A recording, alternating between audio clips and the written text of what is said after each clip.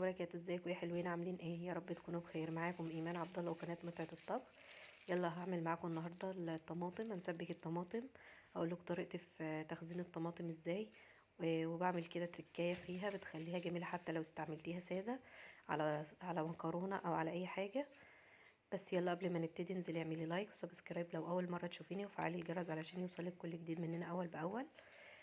اول حاجه معايا هنا حوالي 3 كيلو من الطماطم. تقدري تستعملي اي كميه انت محتاجاها. هبدا بقى اغسلها واشيل منها اي جزء اخضر فيها او حاجه مش كويسه، ونبدا نقطعها بالشكل ده. هنقطع بقى الكميه كلها زي ما انتم شايفين كده باي شكل، يعني باي طريقه، مش لازم طريقه معينه يعني. هنخلص كل الكميه. هنجيب بقى الحله بتاعتنا بقى اللي هنسبك فيها وننزل بيها ننزل بالطماطم. مش هنضيف لا ميه ولا اي حاجه دلوقتي. هي الطماطم نفسها تنزل الميه بتاعتها. هنروح ناخدها بقى ونروح على النار بتاعتنا تكون عاليه. هنغطي عليها بقى ونسيبها لحد ما تبدا تقلب. خلاص كده بعد ما قلبت هي نزلت الميه بتاعتها، هي تستوي بقى في ميتها. تعالوا بقى اقول لكم التركيه اللي انا بعملها فيها. هنجيب بقى بصله كده متوسطه او كبيره على حسب كميه الطماطم اللي انت عاملاها، ونبدا نقطعها بقى طرنشات كده او شرايح، اي تقطيعه بس يعني تكون تقطيعه رقيقه عشان تستوي معنا بسرعه. هنبدا بقى ننزلها كده جوه الميه علشان تستوي. هنا بقى الحركه دي بتخلي الطماطم طعمها حلو، حتى لو استعملتيها مثلا على مكرونه او حاجه لوحدها من غير بصل او توم او اي حاجه. مجرد ما تحط بس الطماطم على المكرونه بيبقى طعمها مميز، مش مجرد صلصه وخلاص. هنسيب بقى الطماطم بتاعتنا لحد بقى ما تتسبك كده بالطريقه دي وتوصل للشكل دوت، ان الطماطم كلها اتهرت كده من السوا ونزلت الميه بتاعتها كلها، وتكون البصلايه استوت كمان. هنجيب بقى الهاند بلندر او ممكن تسيبها تبرد شويه وتضربها في الخلاط. نبدا بقى نضرب.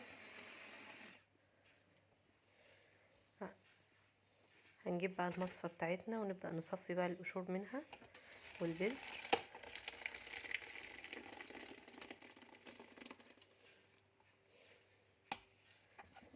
هنقلب بقى لحد ما كل الطماطم البيور بتاعتنا تنزل، ومش هيتبقى لنا غير القشر والبذر دوت. هنتخلص منه بقى وناخد الطماطم بتاعتنا ننزل بيها في الحلة مرة تانية.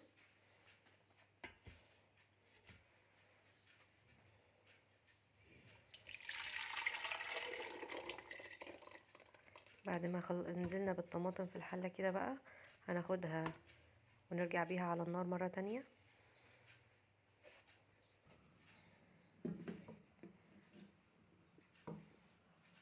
هننزل عليها بقى بمعلقة كبيرة من السكر. معلقة السكر ديت هتبقى كأنها كمادة حافظة، وكمان هتعادل الحموضة اللي في الطماطم. وما تقلقيش، مش هتسكر الطماطم ولا حاجة، مش هتحسي بيها اصلا. هنقلب بقى كده لحد ما ندوب معلقة السكر. هنسيبها لحد ما تبدأ تغلي. في المرحلة دي بقى مش هنغطي خالص. هنسيبها مكشوف عليها كده علشان تبخر كل المية الزيادة اللي فيها، وكل فترة والتانية نقلب كده علشان ايه ما تتلسعش من الأرضية. لو انت بتعملي في حلة ستانلس زيي، لو بتعملي في حاجة تيفال برضو يعني احتياطي قلبيها حاجة بسيطة. هنسيبها بقى على النار لمدة ساعة لحد ما توصل للنتيجة دي. الطماطم تكون تقيلة كده. النتيجة دي كده بالنسبة لي كويسة.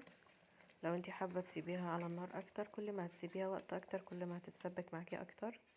هنسيبها بقى لمدة ربع ساعة او نص ساعة كده لحد ما تهدى خالص. بعدين نجيب بقى معيار كده، يعني كوباية او اي حاجة عندك تعملها معيار ليكي، ونبدأ نكيسها بقى. هنخبط الكيس كده علشان لو في اي فقاعات هواء او حاجة تطلع منه في الاول. ونبدأ نفرد الكيس بتاعنا كده. هي هتلاقوها لوحدها كده فردت نفسها. هنبططها بس حاجة بسيطة كده بس. خلاص هنتني الكيس.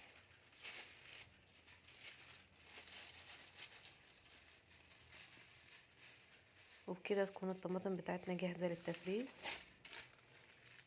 مش محتاجين بقى لا نربطها ولا اي حاجة. بالطريقة ديت تبقى سهلة جدا في ان انتي تحطيها في الفريزر، ما تاخدش مساحة. كمان لما تيجي تفككيها بتفكي معاكي اسرع.